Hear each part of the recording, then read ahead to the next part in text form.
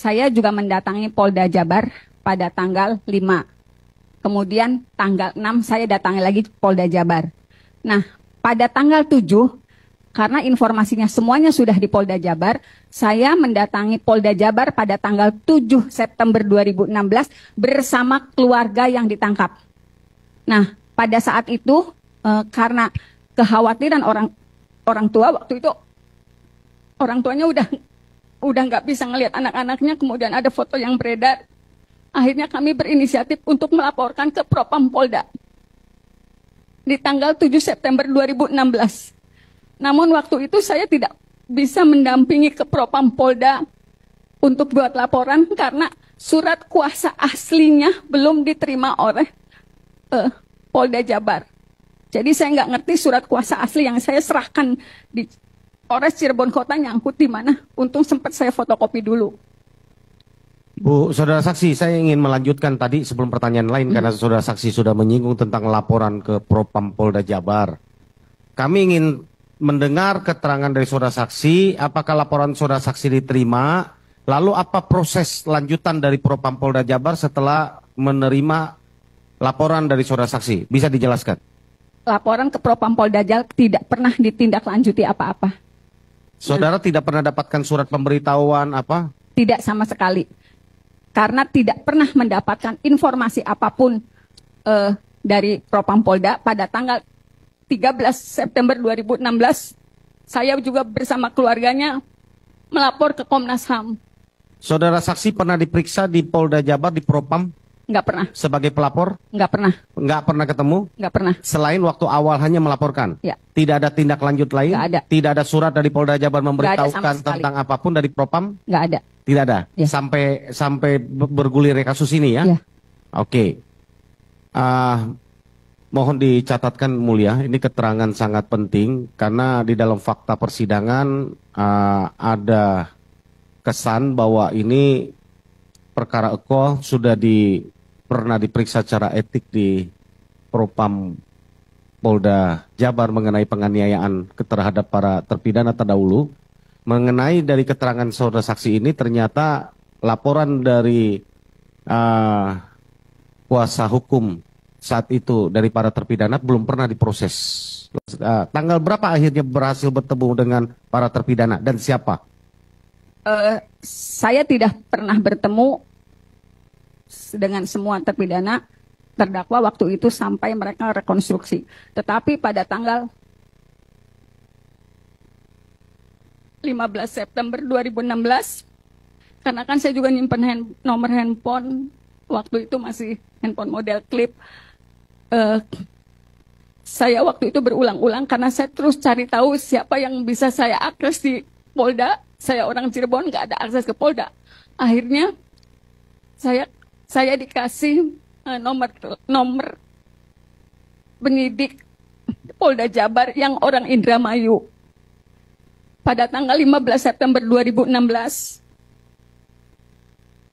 Karena saya terus memohon agar saya bisa mendampingi dan hanya pada penyidik yang dari Indramayu itu mau yang berkomunikasi dengan saya.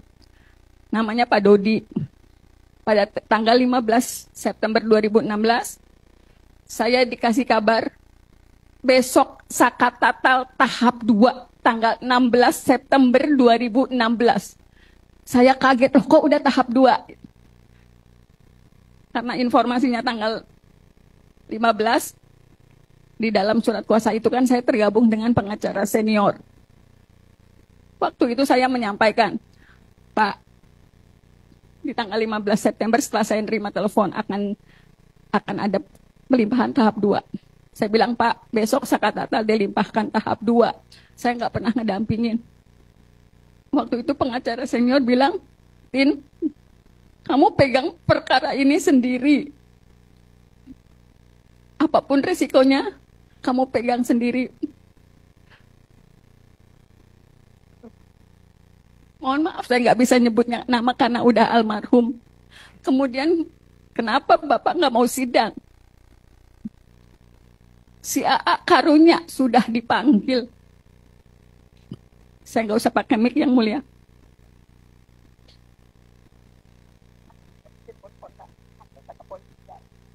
Jadi minta untuk tidak jatuh.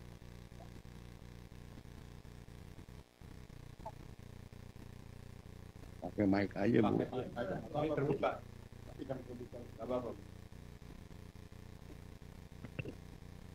Jadi di tanggal 15 itu. Maksudnya saya jawab tapi Ya kalau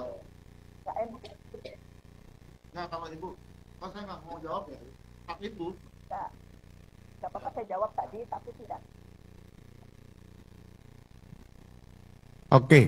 Kemudian pada tanggal 16 September itulah, 16 September 2016, saya baru bertemu dengan Zakat Tatal. September 2016.